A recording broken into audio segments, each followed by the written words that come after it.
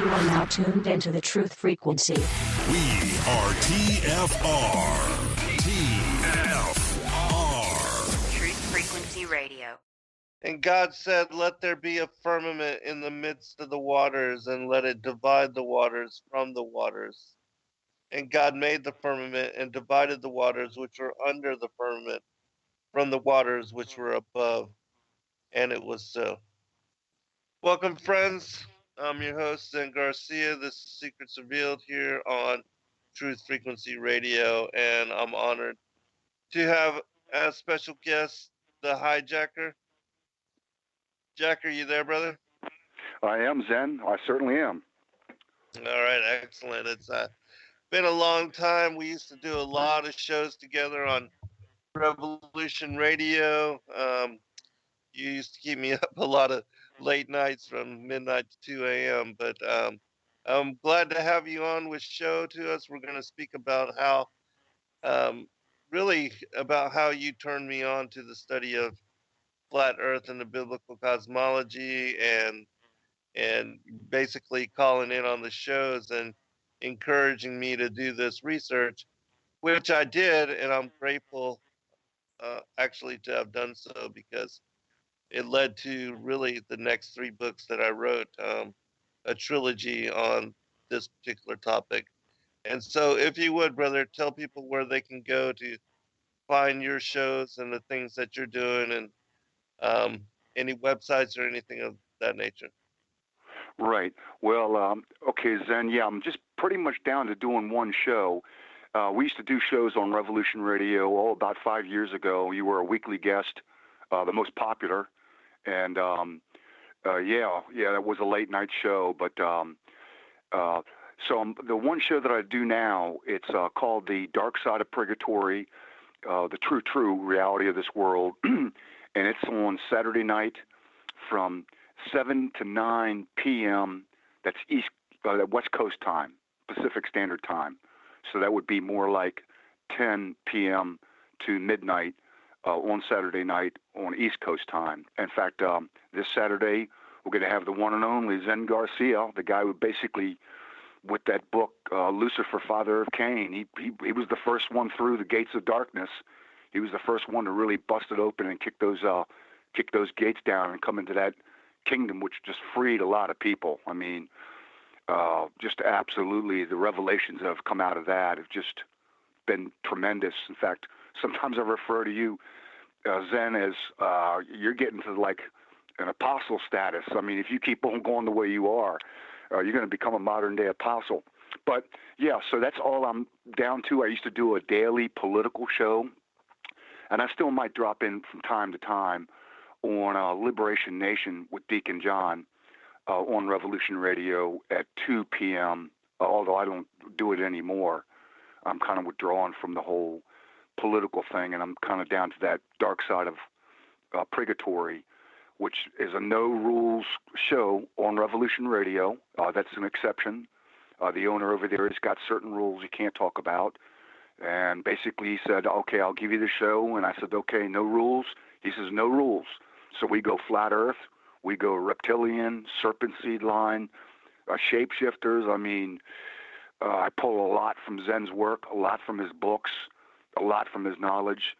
So anyway, Zen's going to be on this Saturday, 7 to 9 p.m. Pacific Standard Time on revolution.radio. And so that's pretty much all I'm doing, Zen. And I go by the name Hijacker because I was in politics for, well, actually 31 years, 8 months and 9 days before I finally got out of it recently. And that's what I used to do. I used to intellectually, I learned how to use spiritual and political concepts and mix them together to basically interject concepts, strategies, ideas into political campaigns and change things, which you pretty much can't anymore. It's the way things have gone. I think it's all AI or demonically driven, but I can never do what I used to do. It's just everything has changed. But yeah, so that's it for me, Zen. But anyways, go ahead.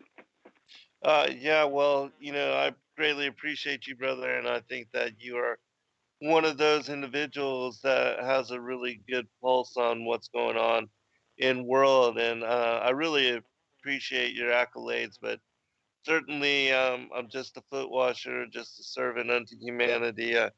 I definitely do believe, however, that the Most High has blessed me with certain revelations, and I do try to share those with others to help them to, really make sense of this world. But um, what I do notice about your work is that you keep an open mind on everything, and really we have to, because what we are coming to determination on is that we have been lied to on so many levels that really truth is stranger than fiction, and it takes having an open mind to really make sense of the matrix of illusion parading as reality.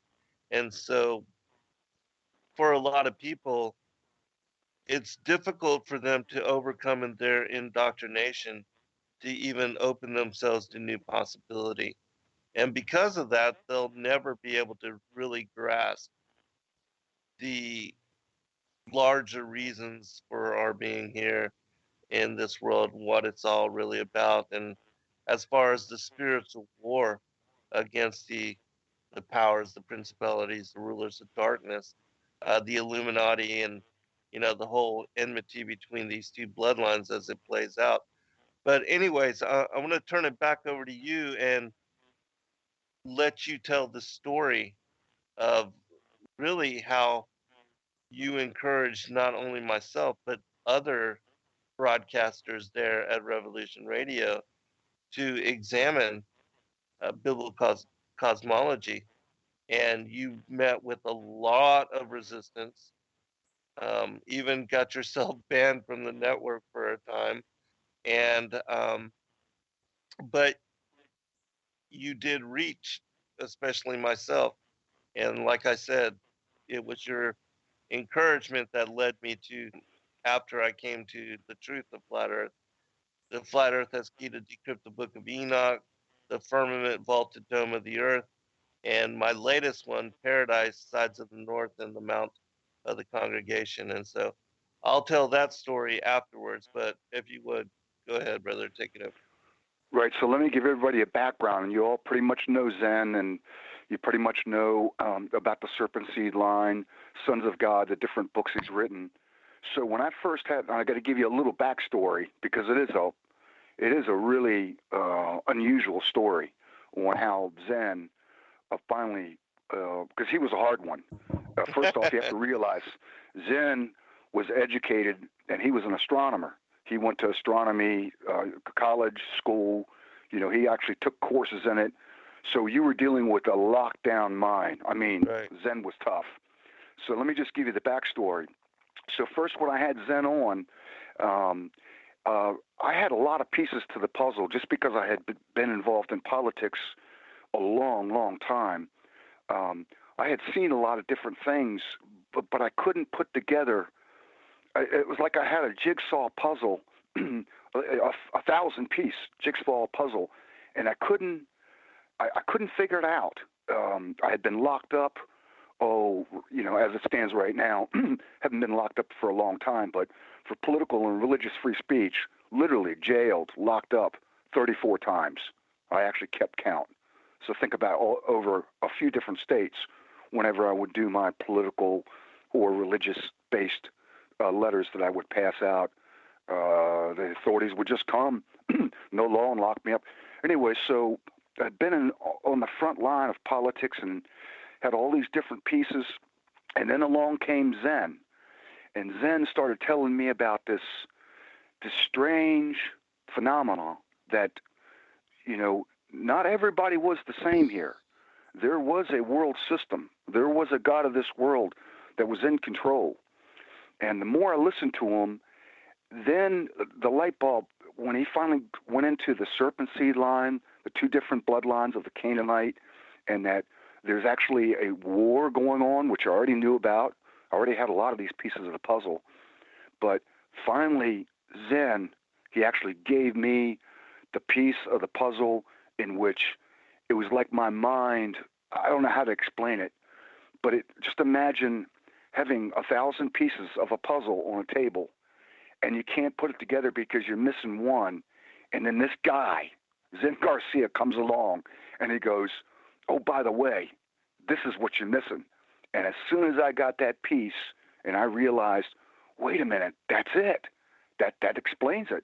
That's why that group of people, and that's why this judge and that judge, and that's why, all these different things. And I was able to just like put the whole puzzle together. My whole mind opened up once I realized that was the truth. And I was a very dedicated Christian.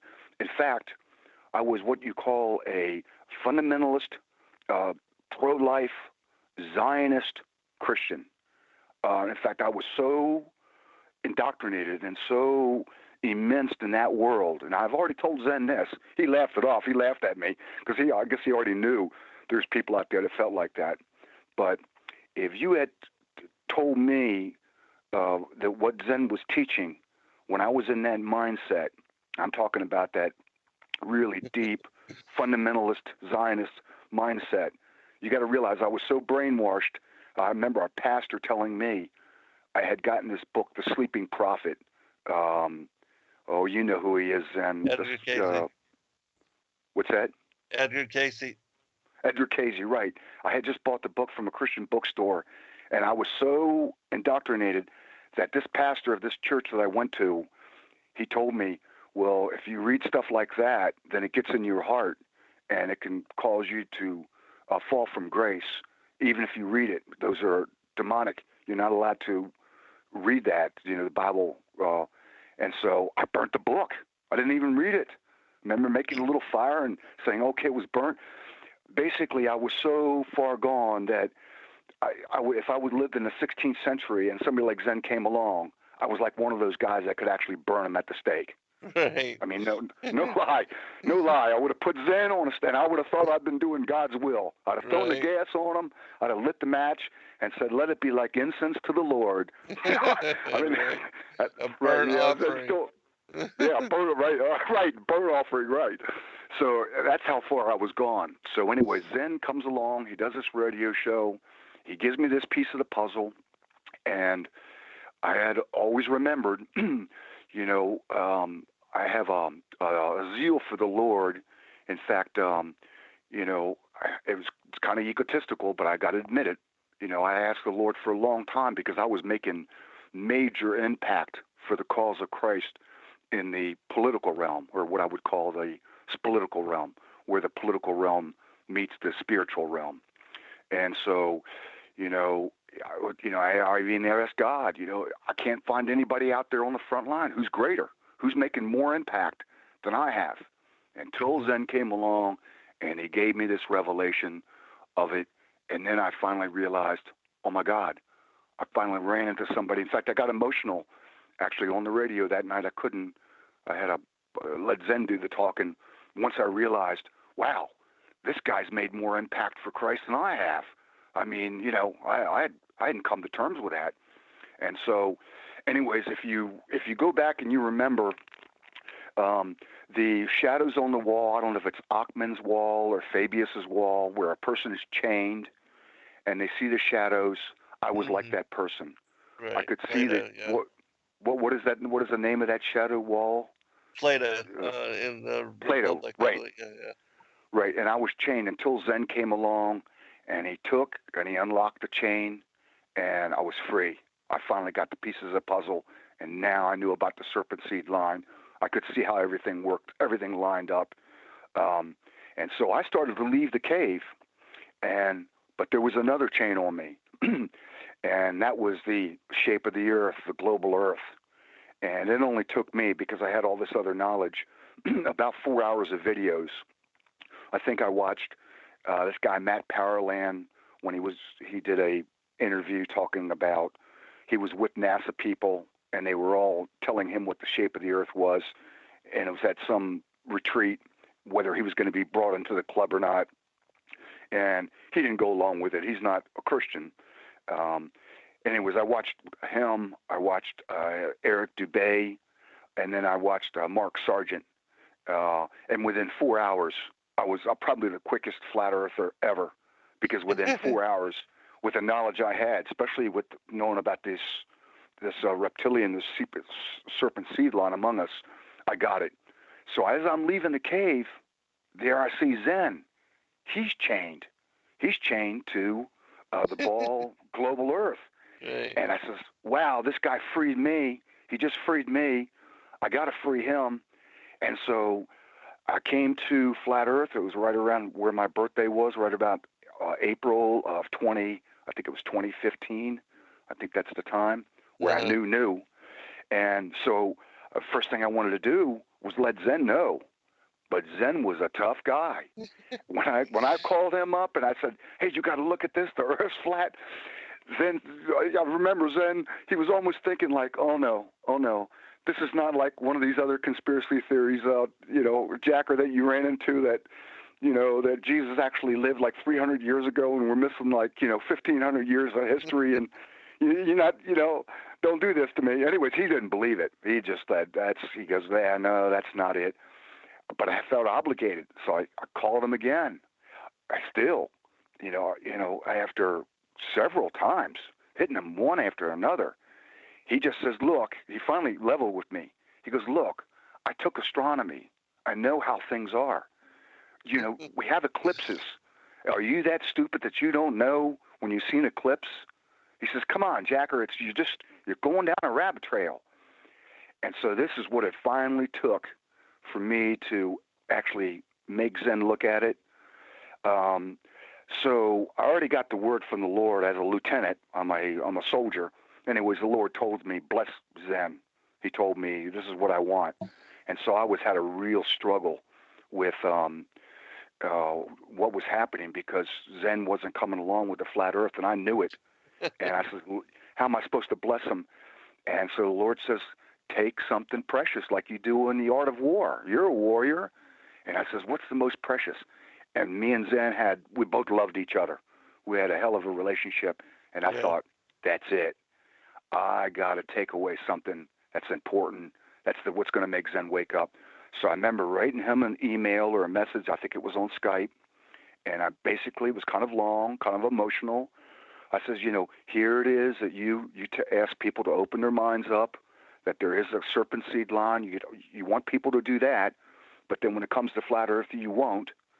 And, and then I went into, I've tried over and over, and there's nothing I can do anymore. And I'm sorry, Zen, I got to break fellowship with you, friendship. And I hate to do it, and then I even wrote in there, I thought you were greater than I was, but I guess I was wrong, that you couldn't come. And so I sent him that email and said, you're asking people to do what you won't do. And also, I'm not going to talk to you anymore. I'm breaking fellowship.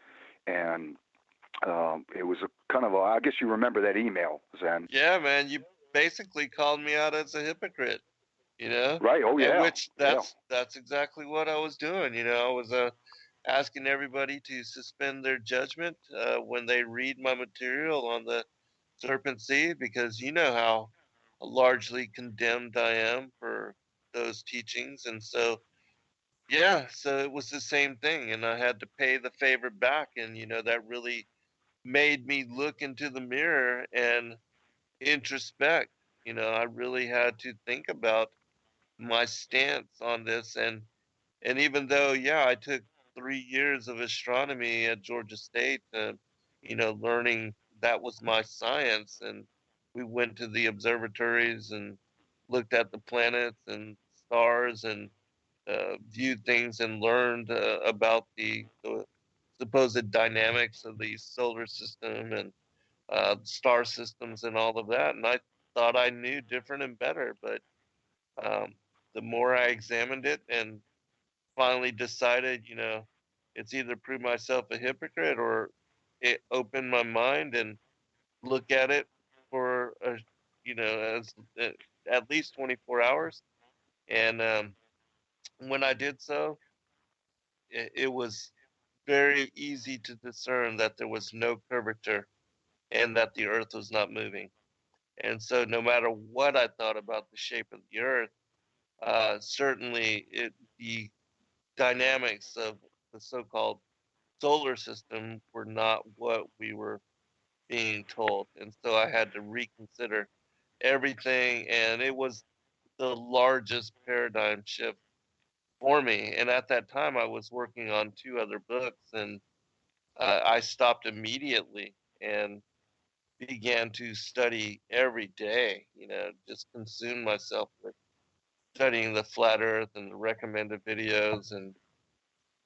And then being a student of the extra biblical text and coming to this discernment, I revisited the book on the courses of the heavenly luminaries, which was a portion of the book of Enoch that I was never able to make sense of. And once I did so, all the pieces fell into place. And that was without a doubt confirmation from the Most High God that this was absolutely true. And so, Absolutely. therefore, yeah, then I wrote Yeah. about even the story, you turning me on to it. All that is part of that particular book. But go ahead, Jack. Yeah, and it was a paradigm shift. I remember, I think it was just must have been a couple weeks later. I says, well, I'll go ahead and send them, a note or talk to him, and that was when the first time he says, I'm looking at it, Jacker. I'm seriously looking at it, and then the next thing I know, Zen explodes with one book after another. Then he gets this Sacred Word Publishing. I think it's .net. Yeah. Zen, right? I always get the .net and .org mixed up. Yeah, Sacred Word Publishing .net, and he starts just pumping book after book in the Illuminaries. And so the funny thing about it was, Zen came over to me. He unlocked me from my chain, helped me understand and get away from Plato's cave. And as I'm going out the cave, he's looking at and I unlock him from flat Earth, and we're both now out of the cave laughing about the whole thing. We basically freed each other. He freed me, and then I freed him. So, yeah, it was something else. And since then, I think you've done like 6 or 7 more books. The last was Sons of God. I think that was your 6th book, right? Yeah, I got that was that my one. 6th. Yeah. Right. Yeah. And what are you up to now? 20. Wow. I'm up to 20.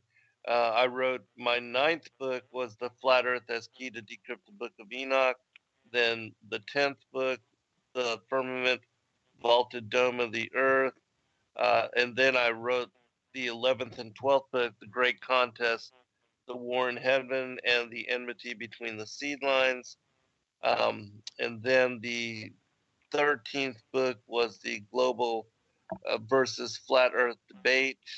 And then my 14th book was the Paradise Sides of the North and the Mount of the Congregation. And then I wrote the Yeshua, Christ, the Infancy Gospels, then the Great Commission, a 3-book set, trilogy, the 2 Great Commissions on the works and the of the apostles, the 3rd about the end time apocalypses, and then I wrote the medieval Irish Apocrypha and the Testament of the Patriarchs and the Prophets. And so, yeah, that's and that's also you got the Sacred War Publishing. So supposedly you've printed other manuscripts, right? I mean, you right. You pretty much seek out in the world. You go throughout the world with your mind and look for ancient, old, archaic type writings to translate. So what's the deal about that? Go ahead.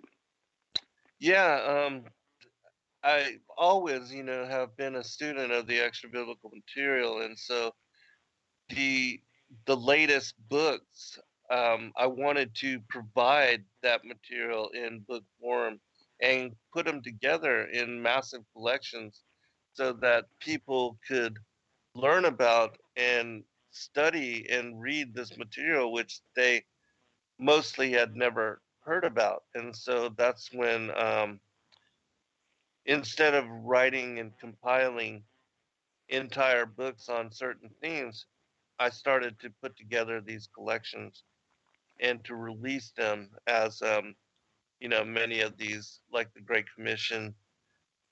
For instance, the book 1 of the Great Commission contains the Acts of Paul and Thecla, the Gospel of Peter, the Gospel according to Mary, the Acts of Peter and Paul, the Gospel of Thomas, the Acts of Thomas, the Acts of Thaddeus, the Acts of Andrew, the Acts of Xantippe and Polyxena, the Acts of John, the Acts of Perpetua and Felicitas, the Acts of Philip, the addition to the Acts of Philip, and book 2 contains the Gospel of Nicodemus, the Gospel of Bartholomew, the narrative of Joseph of Arimathea, the Doctrine of Addai, the Gospel of Pseudo Matthew. We'll pick it up on the other side. We'll be right back. All right, welcome back, everybody. And so to continue with the story, I had studied astronomy in college, and it was the science that I took during that time, and so I thought I knew different and better. And I remember when I first came to discernment that the flat earth cosmology unlocked the scripture in a way that I could not and had not previously understood, and that in re-examining so much of even the book on the courses of the heavenly luminaries, and then so much of what was in the biblical narrative, I knew without a doubt, especially those passages which affirm that the earth is in no way moving.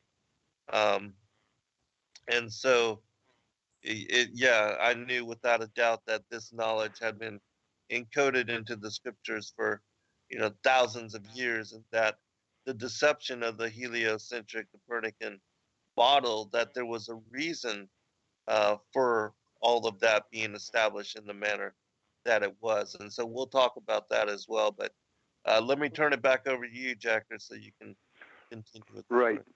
Yeah. So Zen was invested too. One of the reasons he was so hard was not only his schooling, and this is what happens to a lot of people, especially in the UFO community, other different, um, you know, lines of thinking. The reason why even Christians, there's a guy I follow all the time, Richard Bruce on YouTube, and he knows all about the shapeshifters and reptilians. He lives in Los Angeles, and he's done some work, but he's like a really anti-flat earther. I mean, he just can't give it up. He just says, "You people are," he wants to call us loons, and I'm thinking, how in the world, But anyway, Zen was invested. What happens, and this is what I've noticed, Zen had written a couple of other books, which included, Earth, and then Tiamat. Go back to your other works, Zen. Nibiru. Right, Nibiru. You were all invested, and when somebody writes a book and they're invested in a heliocentric model, a global type model, they won't give it up. That's why you see a lot of people, because there's a mountain of evidence for flat Earth. I mean, a mountain, Right. and there's not even like a real picture of the Earth hanging in space. I mean, NASA actually admits it. I mean, there's one. We're spinning faster than the speed of sound. I mean, once you start to take a look at the model. But anyways, Zen was very invested. He already written books, which means now he had to come face to face with, wait a minute, did I get deceived again? And so that's the hardest person to get to, is somebody who's educated, especially in astronomy, and then also have previous works which talk about Tiamat, and then Marduk. You talked about the Earth exploding, something, the asteroid belt. Zen, go ahead. What was that? Right. Yeah. Yeah, As far as the Sumerian creation story, I had basically examined that whole story, which it speaks about how Nibiru had been captured as part of the solar system. And, because the Sumerian cosmology has encoded into it this heliocentric model, which shows you how far the deception goes back, 6,000 years with regard to the cuneiform text. But, anyways, it tells the story of how Nibiru had been captured, and then it was brought into conflict with the Earth that was named Ki back then, Ki, and that one of the moons of Nibiru smashed into the Earth and split it asunder, and that half of it became, um, the asteroid belt, and then the other coalesced and became the Earth as far as the third planet in orbit around the sun. And so I had broken down and examined this.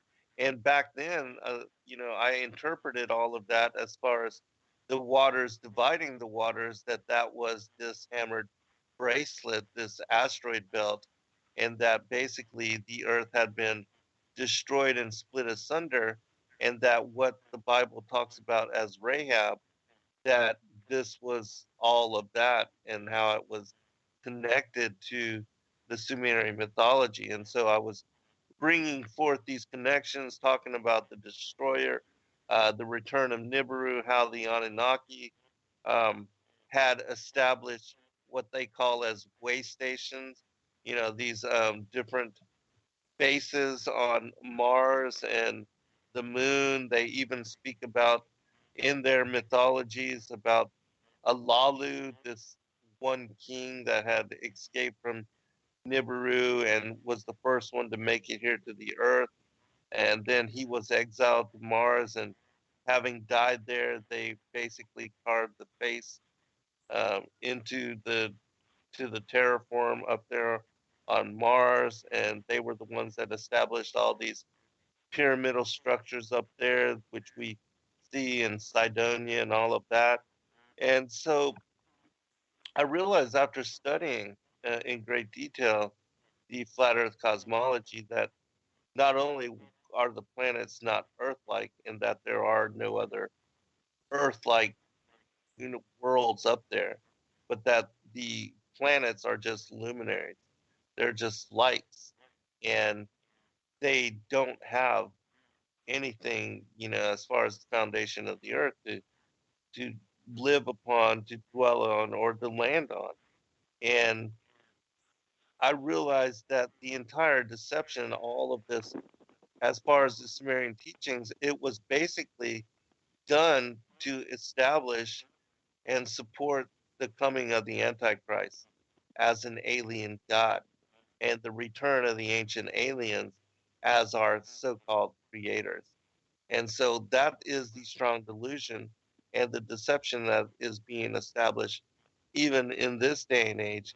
And it's all completely dependent upon our acceptance that all the stars out there are independent suns and that they all have planetary systems around them, and that many of them harbor life and could have evolved life in similar manner as what we see here on the earth, and that possibly the ancient aliens are an advanced race from some other world, some other galaxy, some other time and place, and that they evolved millions of years before we did and had high technology. And in visiting the earth long ago, that they seeded life here and jumped the gun on evolution. And so that's exactly what they want us to believe in order to sell us the story that the ancient aliens, when they return, that they are coming to save us from ourselves, and that they were the ones that created us in their image long ago. Jacker? Yeah. So what Zen's telling you, the one of the hardest parts of getting him to actually take a look at it was that he was invested in it, like a lot of these people in the UFO community, other different types of community, and he had actual books. He had it all figured out. So when I kind of came up with this, I mean, Zen, he thought he knew it all. He was like sort of like a god of knowledge. He knew about shapeshifters and serpent seed line. He knew about Tiamat. He knew about, the Draco system and, the invasions and where they came from. And so, I mean, he had it down. I mean, he was like, in fact, I think it really was the wisdom of God when God said, you got to take what's precious, and you got to go ahead and basically call him out as a hypocrite, but then break the friendship, the fellowship, and just cut it off. And it's like, okay, alrighty, and then right after that, Zen started taking a look, and then the next time I talked to him, he goes, I'm looking at it, Jacker. And then I think the next time I talked to him, he goes, I haven't got time right now. I got another book I'm writing. I've had to set aside a couple books. And then he was talking about the luminaries, and I didn't even know this, that they were actual, the luminaries, Zen.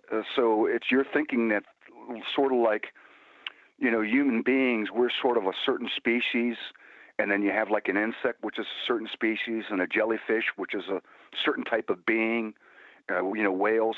You're under the thinking that the luminaries are a sort of a different type of conscious being creation? I think that they are the angelic hosts, and that even in the scriptures, when you see Ezekiel, he describes the wheels within the wheels and the eyes, as far as in Ezekiel chapter 1. And in my opinion, what he's talking about is the what we see revealed in the star trails over the course of an evening. That all the luminaries, even the sun, the moon, and all the stars, they move in circle around Polaris. And I do believe that what Ezekiel saw was similar to what Enoch was given vision of, because he was taken to where Polaris is, which that is the seat of where the Most High God has established his heavenly kingdom and his throne.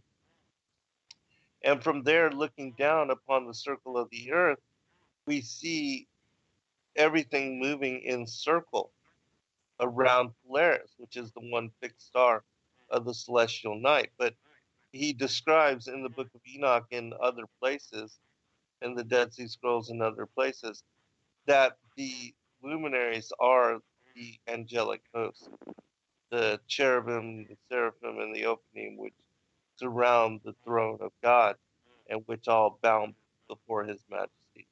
And so that's exactly what is occurring. And then we see in Revelation that at the end of days, the luminaries will be cast down here to the earth.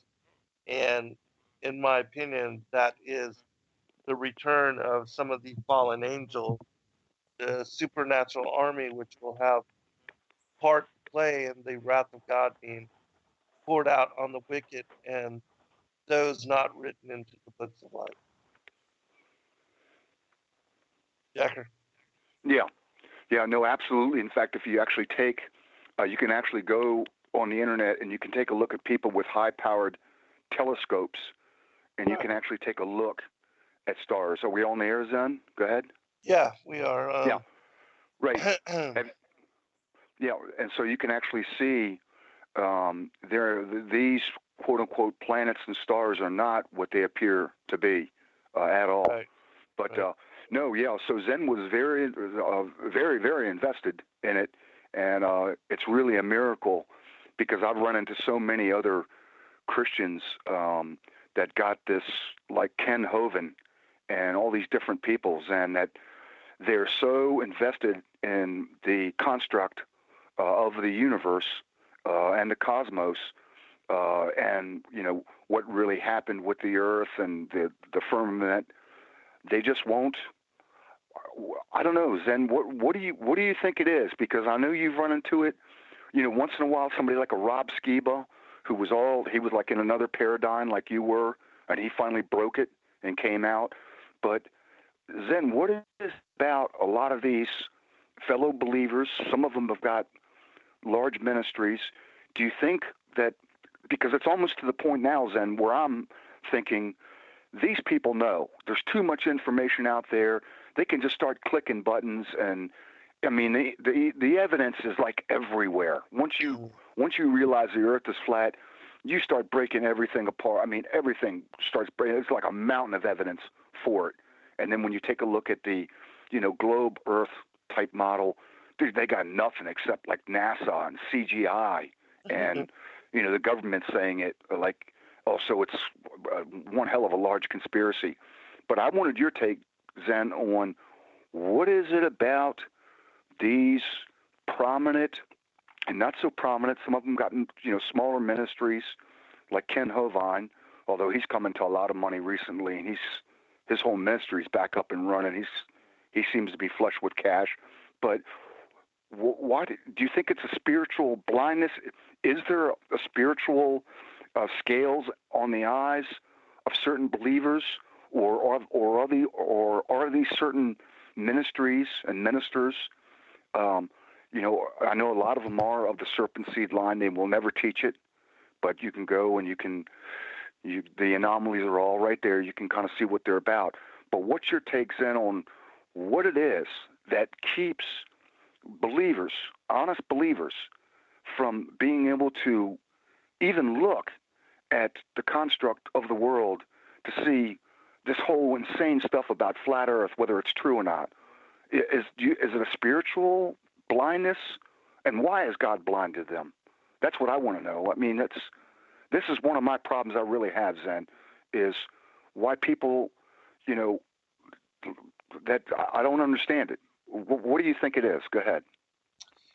Well, I think the large and most critical thing with regard to all of that, and the reason they are and unwilling to, because I was as well. I was very hesitant. Right. Oh, I know. Yeah, and so it's because it's just completely ludicrous, and we think it's ludicrous, and that there's no basis for truth within it, and we think it's just completely uh, moronish and lunatic fringe, and that this question of cosmology had been settled 500 years ago, by the telescope and Galileo and all these different scientists, Newton and others.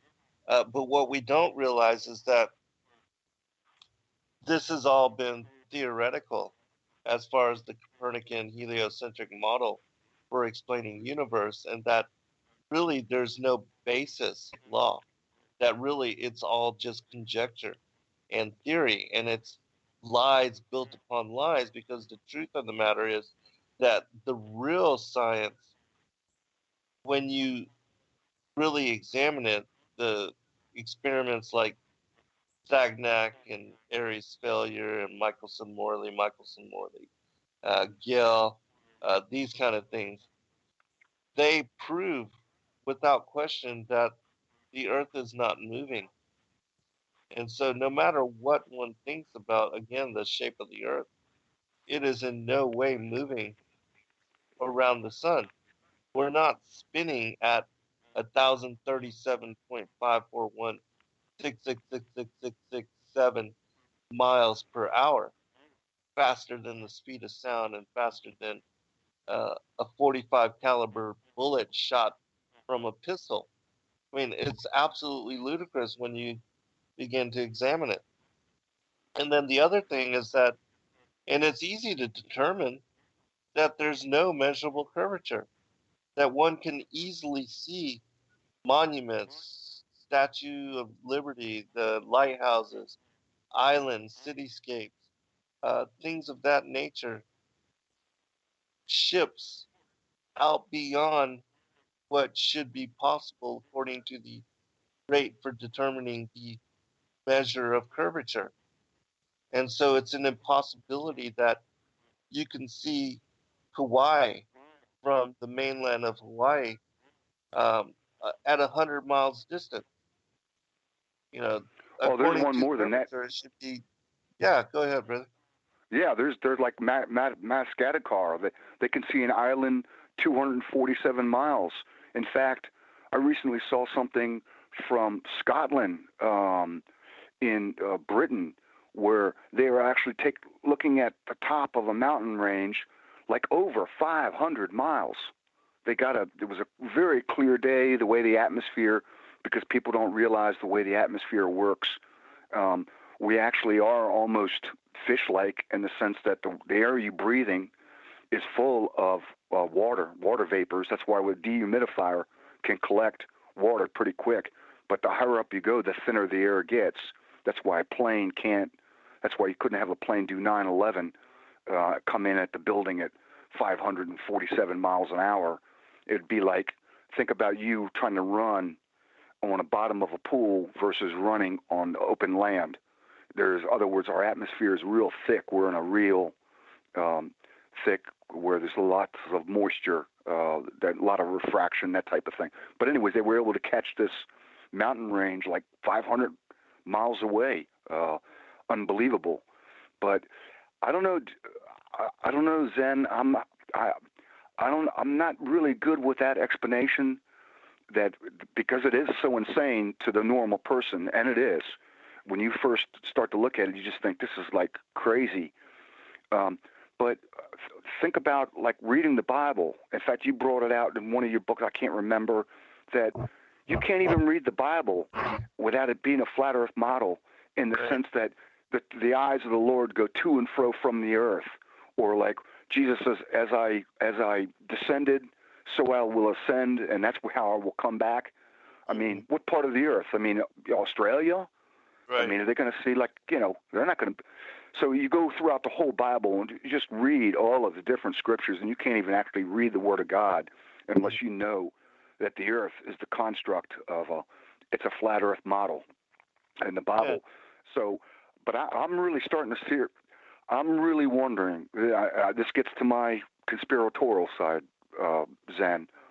I'm starting to think there's a reason why God has left these ministers and these preachers and these evangelists blinded to flat earth, almost as a warning to the rest of the believers, saying, look, if these people don't even know or won't even look at the second greatest witness for God, and flat earth is, the first witness being Yeshua himself, Jesus Christ himself, if they can't look at the second greatest witness for God, in which hundreds, thousands of atheists and non-believers, they at least has become to a creator. They may not have come to Christianity, but they definitely believe in a creator, sort of like Jeranism and a few of the others, which just reject, coming into, Christianity for whatever reason. But I'm thinking that these ministers and evangelists, God has left them blinded for a reason, almost as a sign to us. I don't know. Am I being too harsh, Zen? No, I really don't think you are. I think a line is being drawn in the sand, and that whereas, they can come to truth on so many other matters, that still, it is the glory of God to conceal a matter and the glory of King to seek it out, and that we are called to remain open-minded about all possibilities.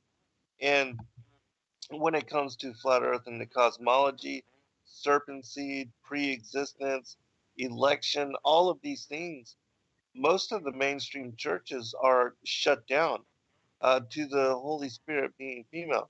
All these different esoteric topics, which are very challenging to the mainstream church authorities, but when you examine the scriptures, this is what they reveal. But again, they're not open-minded to opening themselves to new possibilities, and because of that, their students and those people that follow them are also closed-minded. And so, in my opinion, a line is being drawn in the sand with regard to truth. And I see, because now, I don't listen to anybody anymore. I just do my own thing. I realize that there are very few people that are truly teaching truth in the manner that, um, that I'm revealing it, or that very few others are really covering it in great detail. And so if they're not even going to, speak truth to power on all levels, I don't even want to take my time and waste my time listening to them, because if they're caught up and steeped in mostly delusion, why should I even bother? Yeah, well, there's a lot of truth to that, Zen. I'm telling you, because I used to listen to certain people, but now it's come. You're right about a dividing line, sort of a quickening, sort of it's a separation, because what a lot of these Christian ministers, preachers, pastors, evangelists, what they're really involved in, because they won't talk about the serpent seed line, because they won't talk about the actual construct of the earth, and that this is a very, very special place. There's not trillions of civilizations and worlds, but it turns out that if you're walking this earth, you are very, very, very special to God. I mean, like, you are it. This is it. This earth, this construct, which Right. when I have you on my show, Zen, on Saturday night on Revolution Radio, I laid out in my first sort of maiden opening. It sounds like you got a break. You want me to stay, Hold on. stay for Yeah, the next hold on. hour? Oh yeah, Okay, sure. absolutely, brother. Hold on. Okay. We'll be right back, everyone. All right, welcome back, everybody, for second hour. I'm your host, Zen Garcia. This is Secrets Revealed here on Truth Frequency Radio, and I have as guests with me the Hijacker, and we're talking about how both he came to Flat Earth Truth and then also led me and challenged me. It was either prove myself a hypocrite or come to this discernment. But anyways, let me turn it back over to you, Jacker. Right, and I also just want to give a plug for Truth Frequency Radio. Um, this is one of the only stations which you can openly discuss. Now, Revolution Radio, they're kind of letting it late at night. This type of subject matter come through, in which there was real big support for the station. The first night that I did it, last Saturday, it was like fundraising breaking. I mean, it was unbelievable how people responded. But you ought to donate to Truth Frequency Radio, because they are one of these only radio stations that will cross into these esoteric topics, which are, you got Mark Sargent, Rob Skiba, you got Zen, but other networks, like, you go to sort of a political station like RBN, and that guy's so anti-flat Earth, you can't even mention it. They just a lot of these other stations, they'll just go they go nuts when you mention it. But my point was then is that I do think you're right about a dividing line, and this is what I don't understand. We can now start to see, like you laid out, what the great deception is, and that it is going to be like Prometheus, right? In which these other basically, go ahead and give it in a nutshell what you think the great deception is. All right, yeah, and I do want to give props also to Chris and Cherie Geo, the owners and the ones that established Truth Frequency Radio, because, like you said, there are very few networks out there that allow you to speak truth to power and to cover any topic without any kind of boundaries or any kind of limitations. And so that I was greatly honored to come here and to be part of the network and to be able to share and speak about as far as flat earth, because it was such a huge thing for me, and coming to this truth and coming to this knowledge and wanting to share it with others, because so many, most of the world is still deceived and lost and led astray with regard to this issue. And so I do give a lot of props to Chris and Cherie and to the other hosts that speak about and cover this particular topic, because, as you said, not a lot of platforms would even allow you to make mention of it. And most of them are controlling when it comes to such knowledge, believing that it will hurt their listenership, or that their subscription support will dry up, those kind of things. And because other platforms, I've been, um, they've kind of warned me to try to keep me quiet about these things, but like yourself, I refuse to do so. And so Well, you're kind of sneaky, Zen. You're able to do it because you got all this knowledge, ancient writings, and so you can Right. interwove it. I see your style. It's very cunning, Zen. Very you get it in there, but you get it in there not the same way. It's like over the top frontal assault.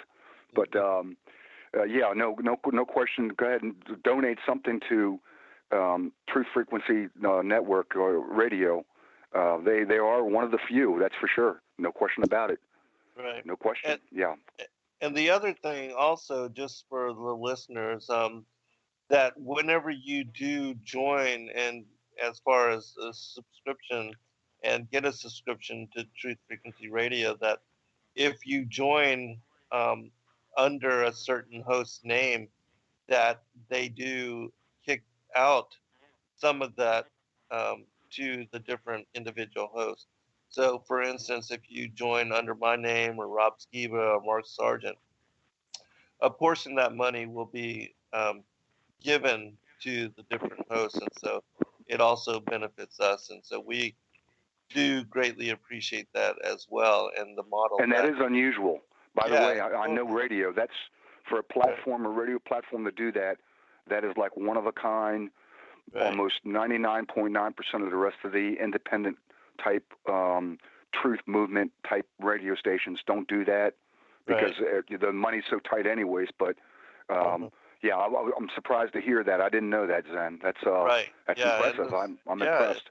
yeah, it's a really beautiful thing that Christina again has set up here as far as Truth Frequency Radio, and it's growing exponentially every year, and there's a lot of really good quality hosts here speaking about a lot of different esoteric subjects.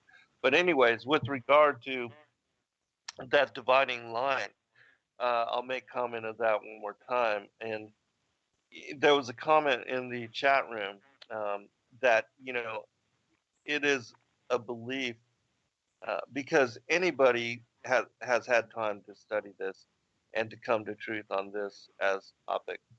But there's people that have to be on the payroll and that are controlling things from top down, um, different individuals, and I'm not going to point out certain ministries or certain people, but certainly the whole Project Mockingbird and the controlled opposition, and you know if you want to, what Lenin said as far as leading a movement, you just control it from top down. That these kind of things have been, and they will speak about truth to a certain degree.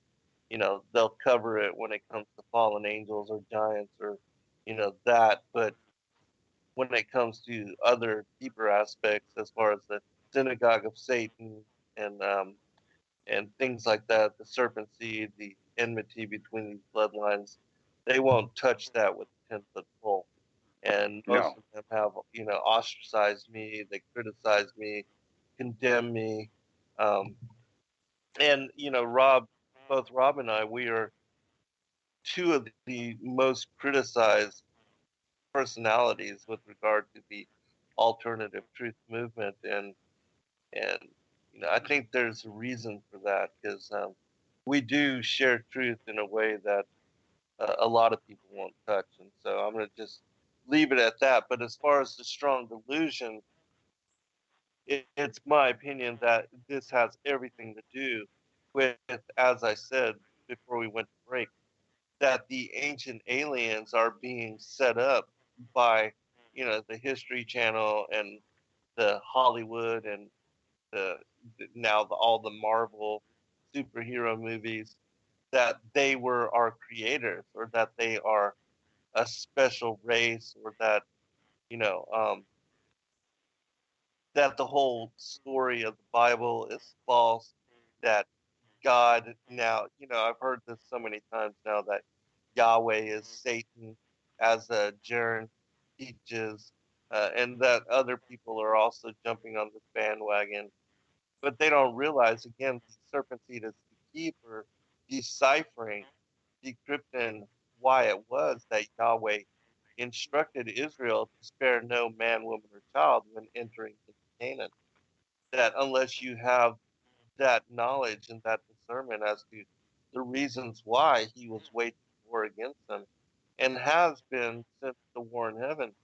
Um, even locking up the watchers that rebelled against him, and bringing on the flood. That was to wipe out, as it says in Second Baruch, 409,000 giants were decimated by the flood of Noah's day, and that it was done in order to restore humanity to a place where they didn't have to worry about being cannibalized by these men of renown, these giants of old.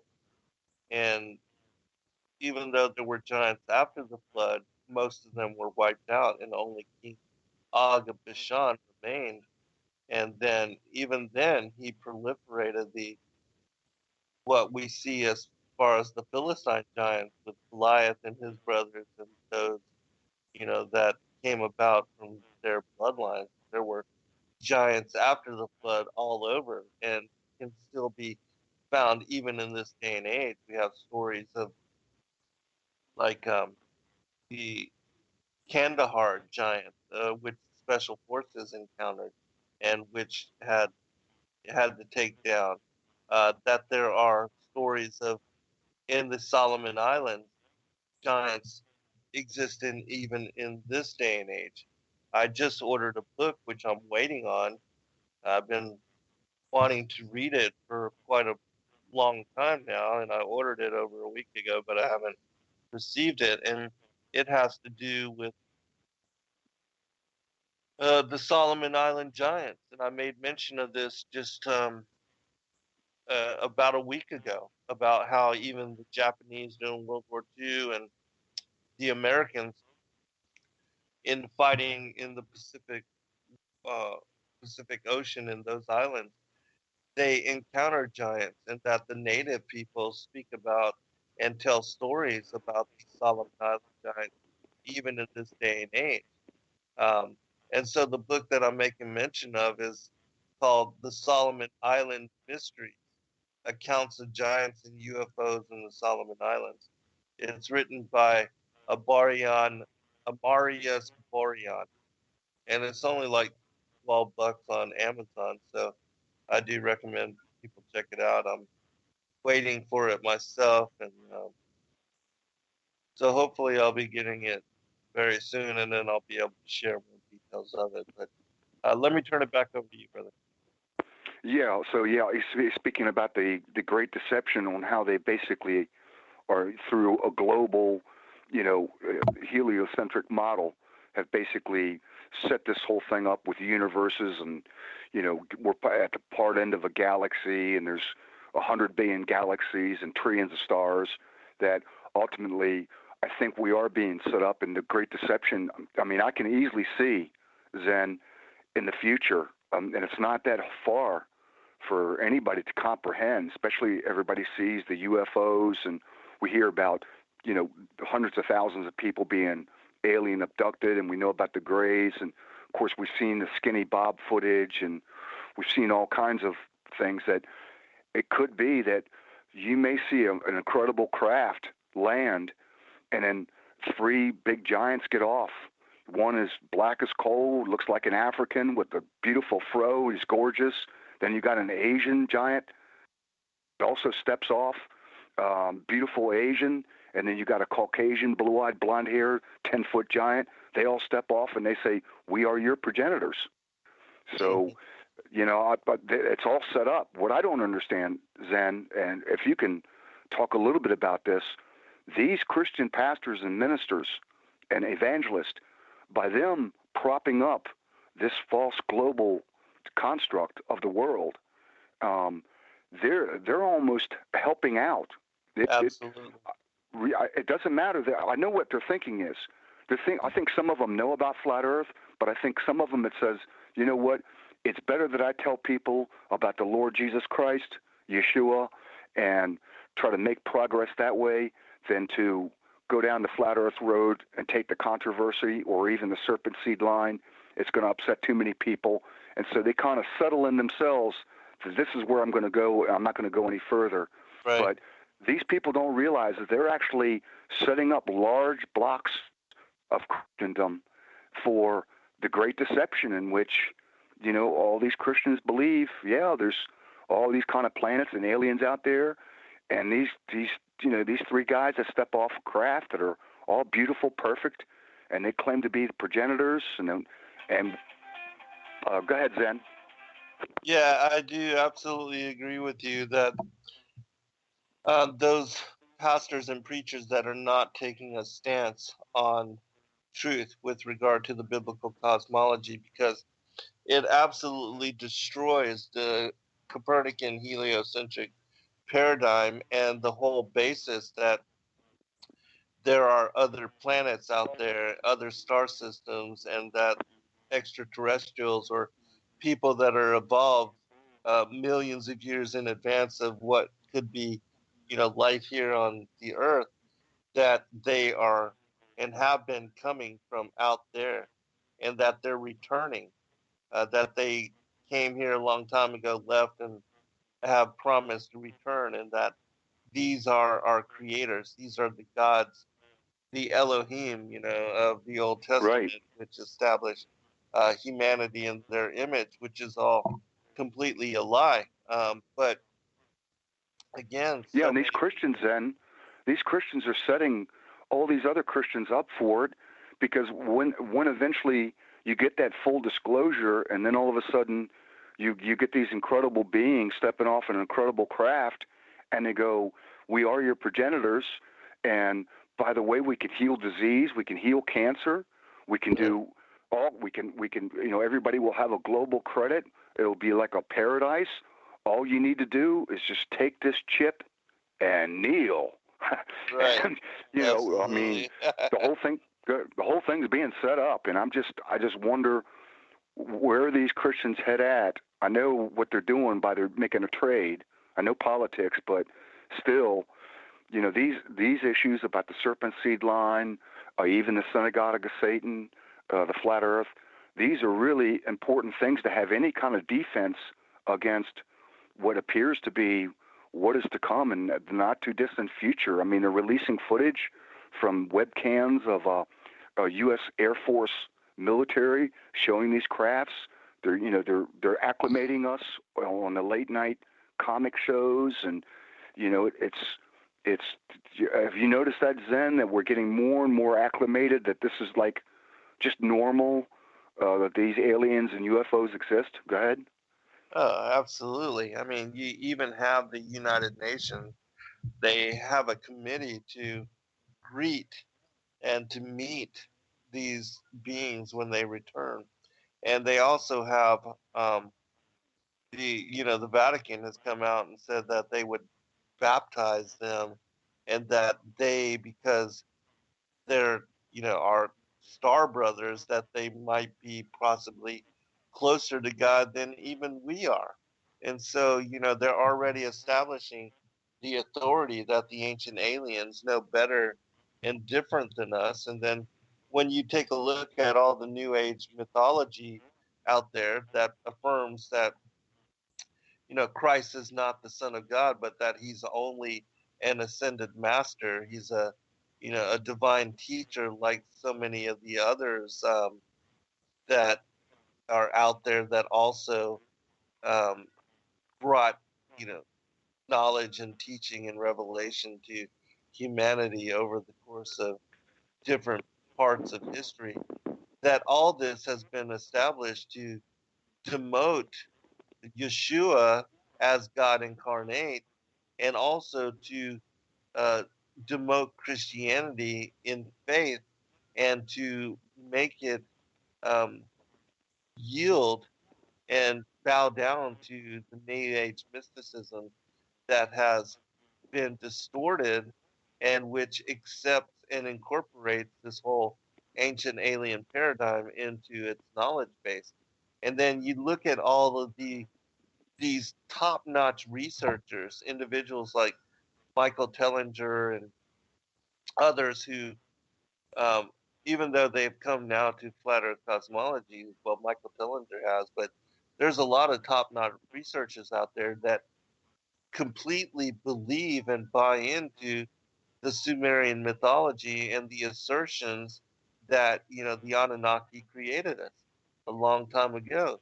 And so, absolutely, without a doubt, that is part of the strong delusion, and that even in some of the quotes in the Christian books and the extra biblical books like the Apocalypse of Abraham, it speaks about the coming of an alien God, and how he would assume authority as Antichrist and replace Yeshua as Savior Messiah. And certainly all of that is being set up even now. Yeah, no, I heard about supposedly the George Bush Senior and George Bush Jr.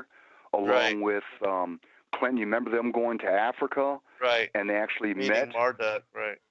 Right. Supposedly he claims himself to be the king of the earth. Right. And then we hear He's about all these underground bases or whatever. So the whole thing is being set up, and this is just what I'm not getting, I guess, is why so many of these Christians in positions of leadership are just leading everybody down the road. In fact, I actually watched what they did to you, Zen. You were savaged. I mean, you were the guy, especially with that book, Lucifer, Father of Cain. I mean, you were like the first ones through the gates. It's like we're at a war, and you were the first guy, basically broke through those gates and said, look, no, there's a serpent seed line here.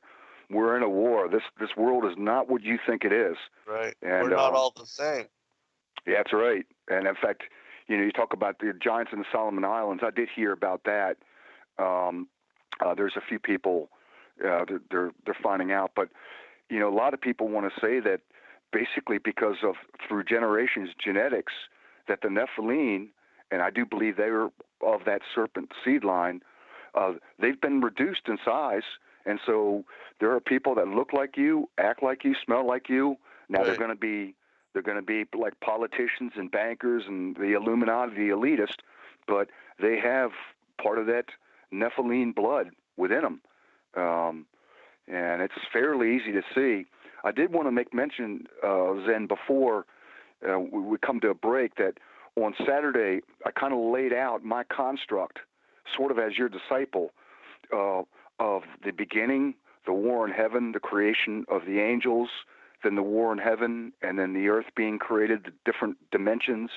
And I went through in my 2 hours last week exactly, how I thought things went. And a lot of it was your material. And so this Saturday, I want to go back through it, and then any place where you think that I made a mistake on like pre-existence, the war in heaven, the third falling, and then even some fairly controversial, I don't know if you heard about this kind of new one, that before the actual replenishing or the story of Adam and Eve, it is the you got a term for it. It's the age before this age. The prior times. The prior times, right. That there was actually giants on the land, huge trees, before Right. there was a sun and a moon, that the actual glory of God from his throne, from the 10th dimension, actually shined right down, and that there was giantism on there.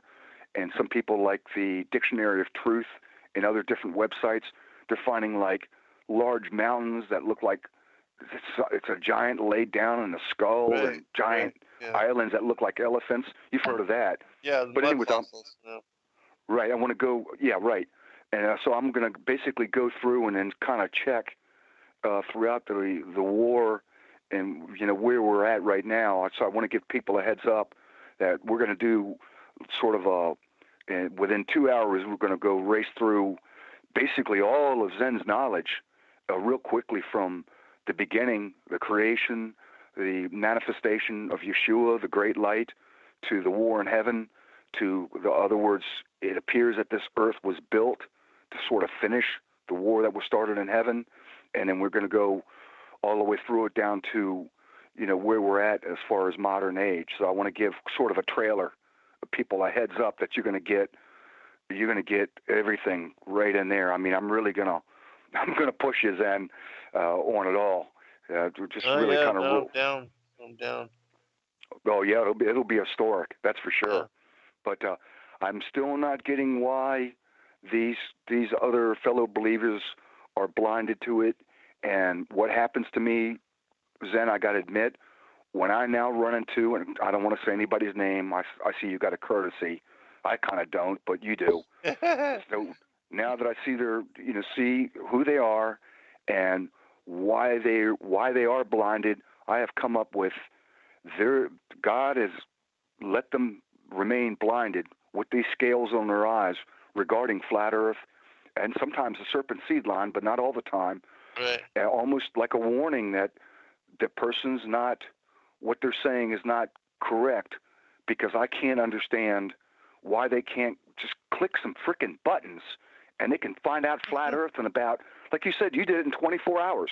Right. You said, okay, Exactly. I'm going to entertain this insane concept of a flat Earth because Hijacker is calling me out. I'll do it for 24 hours and I'll be done with it.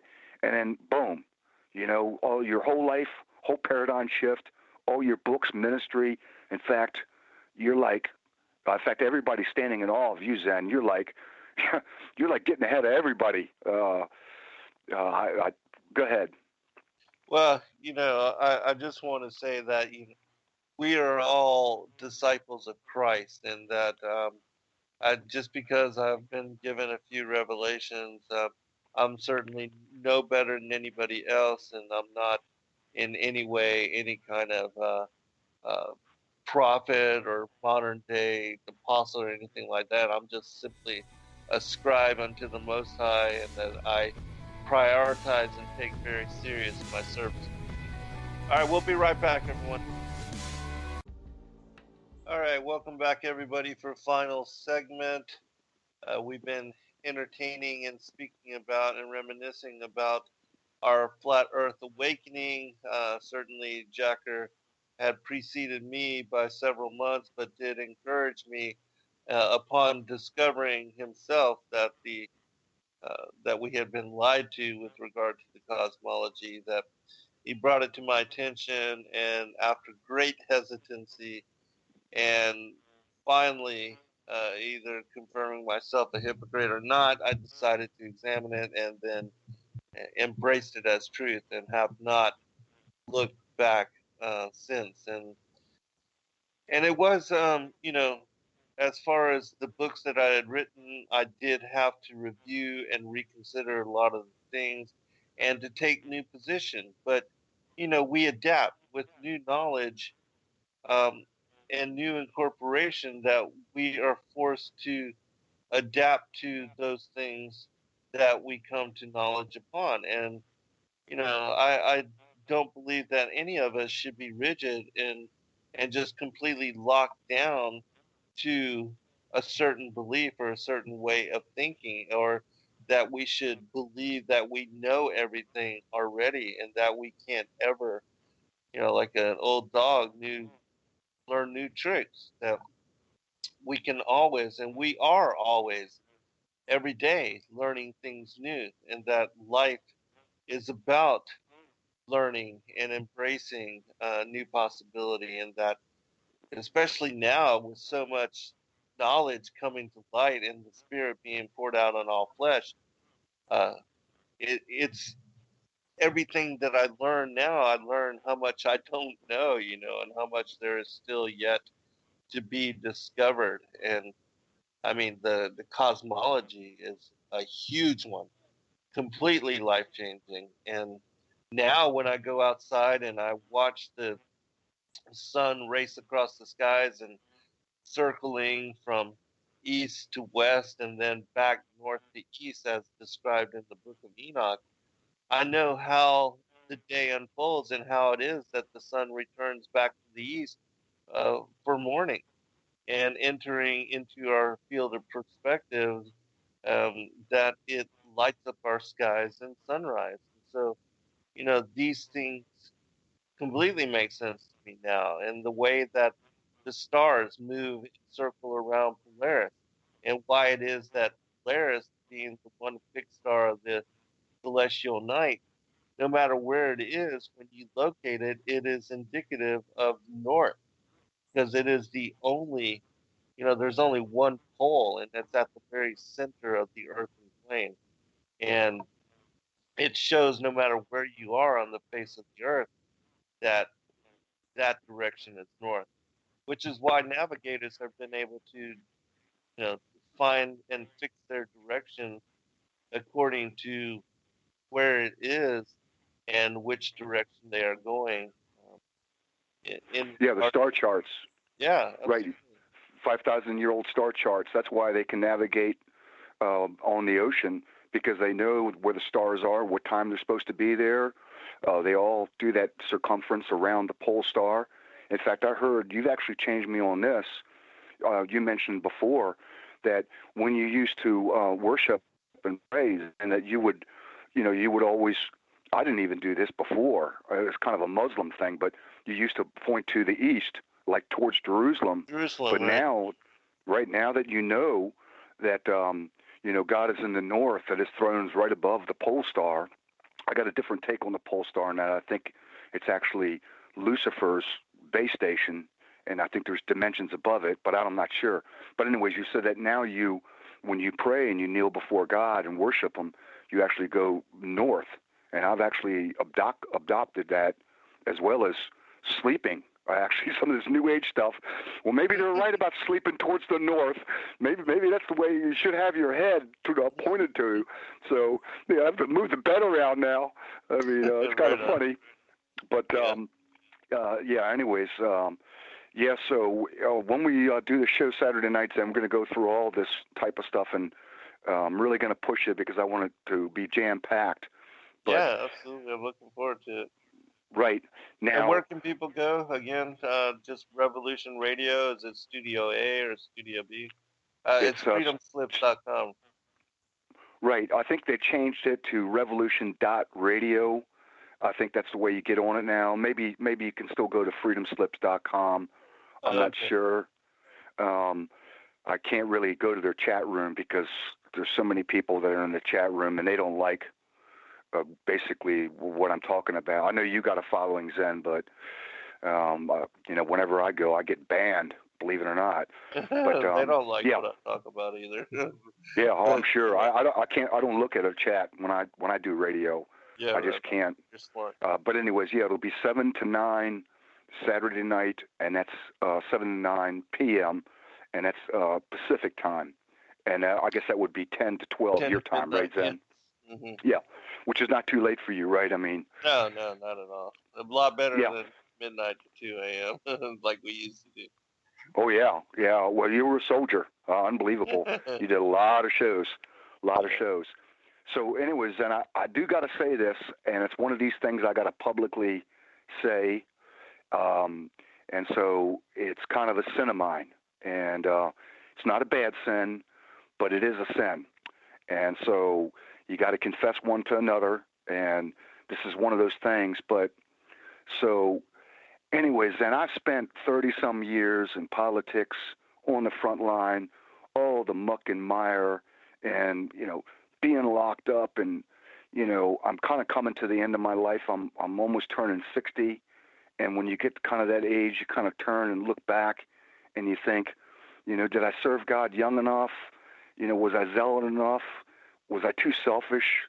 Did I lay my life down? And all the different things. Then you kind of think about, like, if you have any regrets. And so I can kind of see now, I'm coming up on death. It may not be for 5 years, maybe 10. I might get lucky 20 years, but I can see it now. And so I look back, and here's my sins, and is that you're the only guy that I got envy. I actually have envy in my heart, because I think about it, and I've actually said to God, I spent my life in the muck and mire and all the crap of politics, and here it is, Zen. He gets the wisdom of God, coming off these books, and he's got a publishing company. He's getting ancient manuscripts.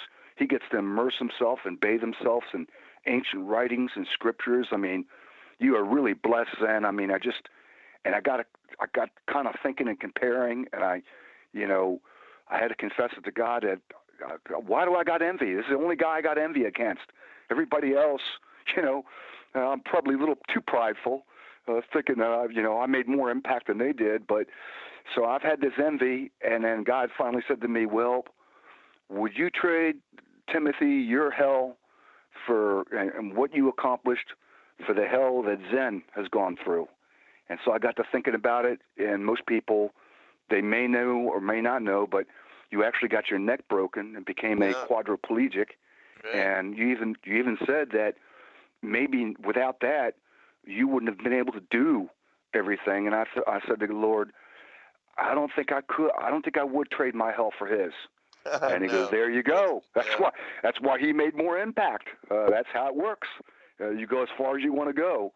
And so, anyways, I had to confess that to you, Zen, that I do, or I did, probably still do, harbor some envy that how you spent your life versus now I look back how I spent mine.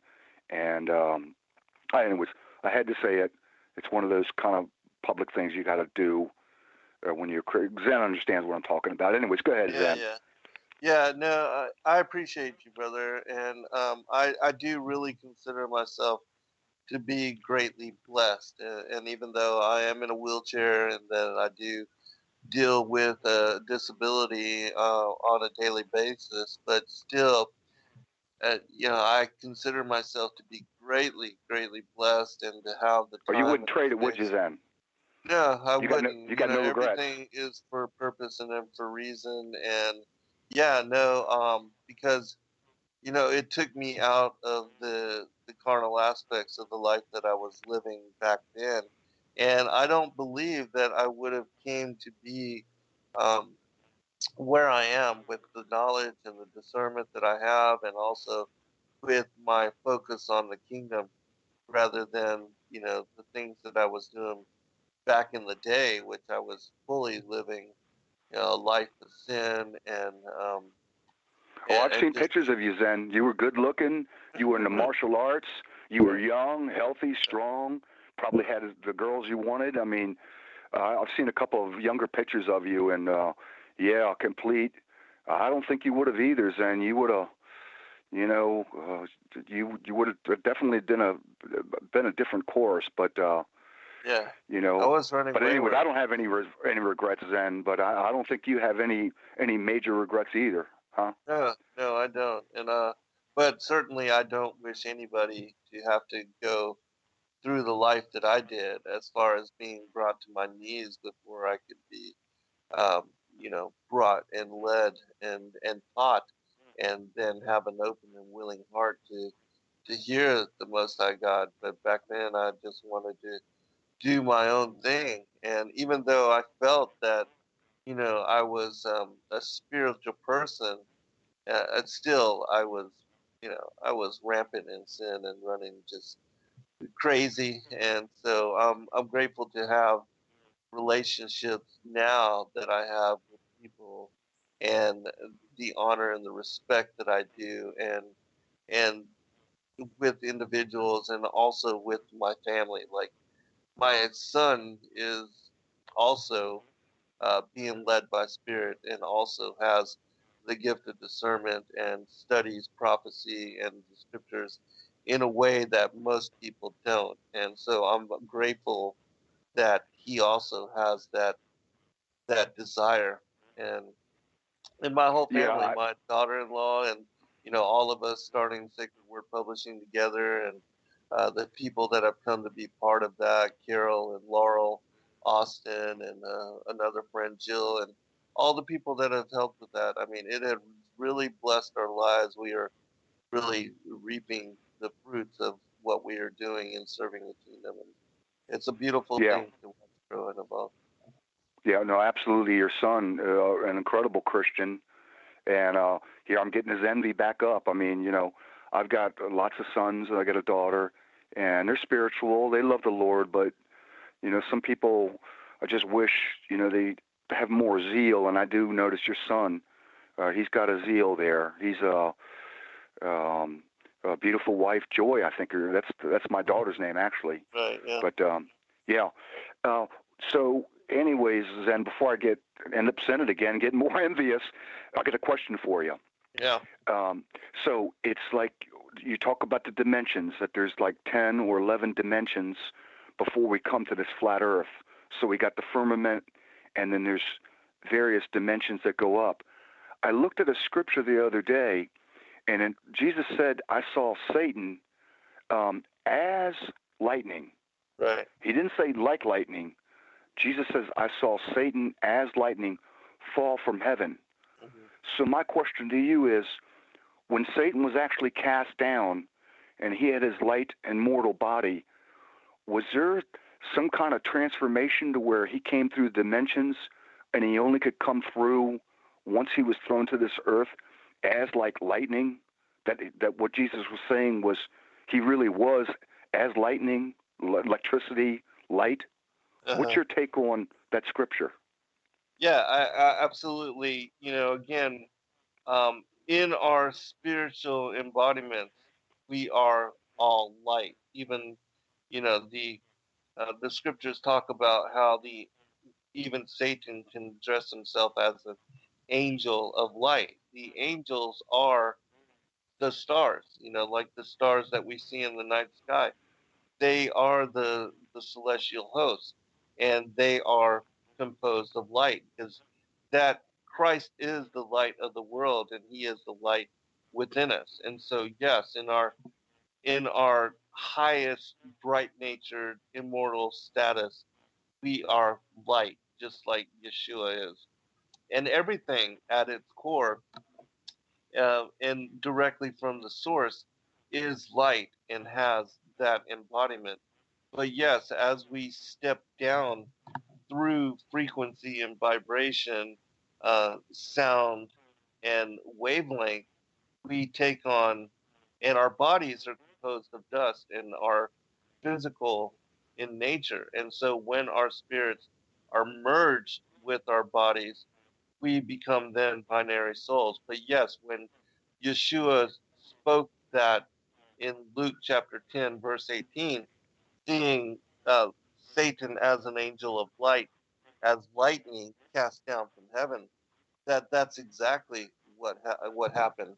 That he was in fact lightning that was cast down, and that the angels, again, like shooting stars, that they are and were the stars, just the celestial host of the evening. And so it also speaks about, and people can find this in a book called The Testament of the Patriarchs and the Prophets, in a section on the giants, that when the angelic beings and the celestial hosts, when they stay here for a certain period, portion of time, that they begin to take on physical embodiment, and they get caught, trapped up in the flesh.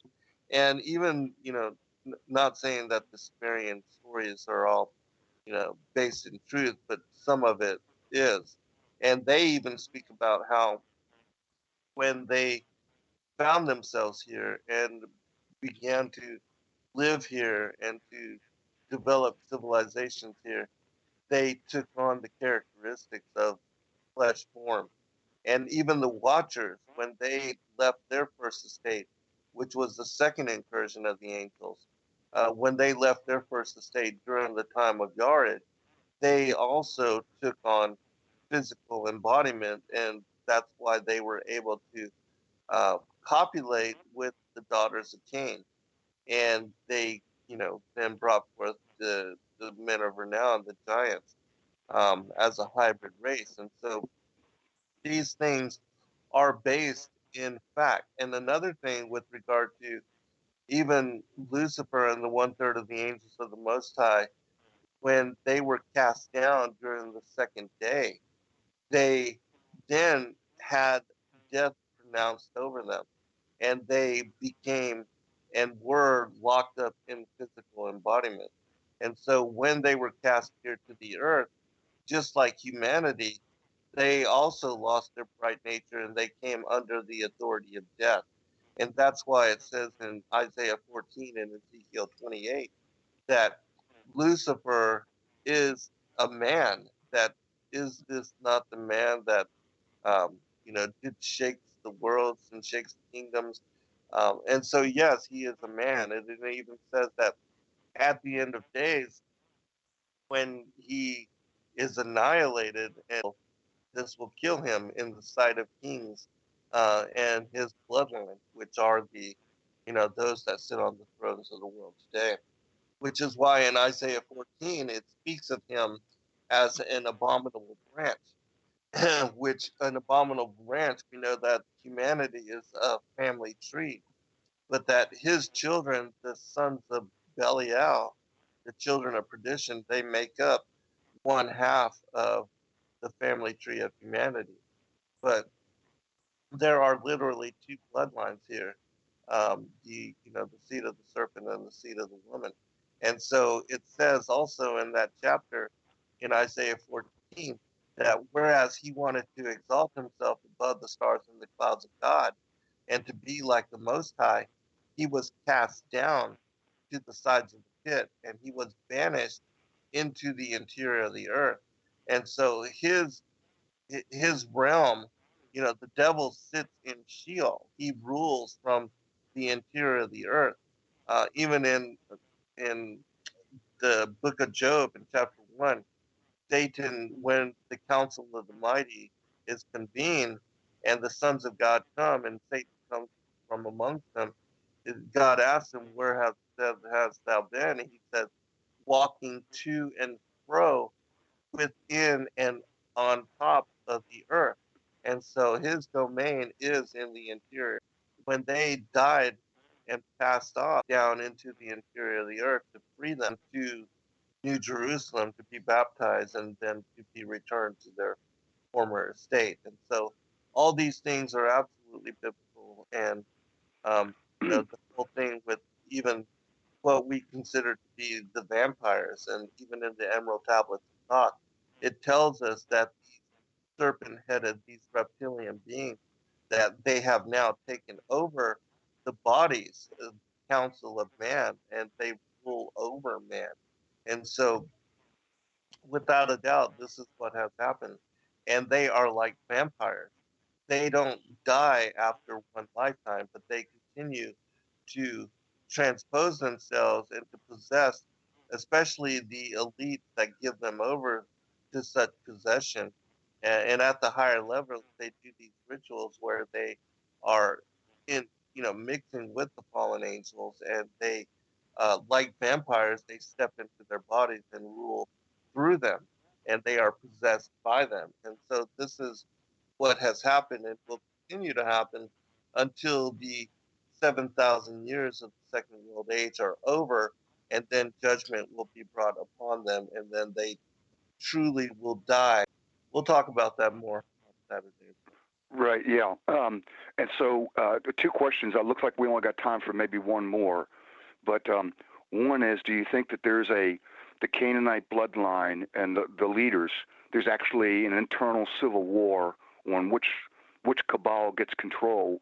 But then the other one is, when we look at the stars and and we know that they are the illuminary, the angelic, when we see them, are we actually looking and that they actually glow or reflect the glory of God on the other side of the firmament and the dimensions, so that sort of like peepholes looking through, that they're actually little peepholes, or the reason why they have that light and you can see is that they can actually look into our dimension, and when you actually look at the light of a star, that what you're looking at is almost a reflection of the glory of God on that angelic being. Do you think there's something to that, that they're actually trans-dimensional, and that when you actually look at a star, it's almost like a peephole, and they're reflecting something coming from the throne of God? What's your take on that? Just one of those wild theories I've got. Go ahead. Well, they are, again, they have the light of Christ within them. The Christ is the light of the world, and He is the source of life for all things. And so, consciousness and imagination and thought, all those things that we've been blessed to have, and that is now married to our mortal flesh bodies, the angelic hosts are still in their bright natured form. And so, yes, they are angels of light, and they do reflect the divinity that has been given to them by God.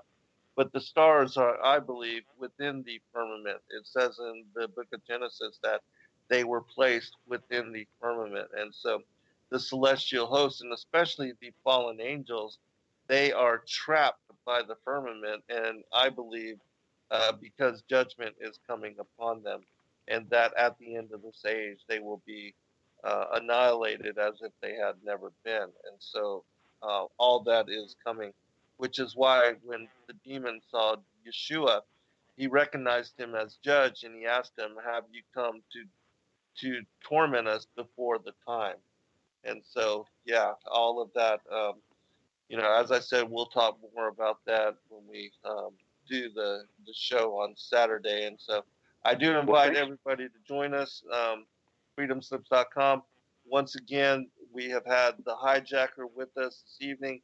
Brother, did you want to give out your contact information, or again the radio?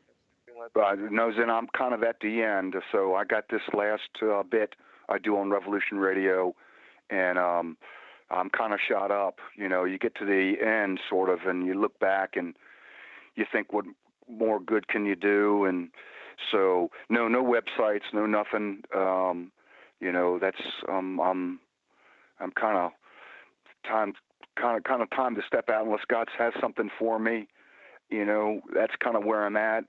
So thanks so much for having me, and I look forward to having you here in about 2 days, Saturday night, 7 to 9, revolution.radio. That's Pacific Standard Time, 10 to 12 Eastern Time. Thanks, Zen, and God bless you. I'll be talking at you. All right, God bless you too. Thank you, everyone. We appreciate all of you so very much, and I'm looking forward to further discourse. Be blessed all. Good night.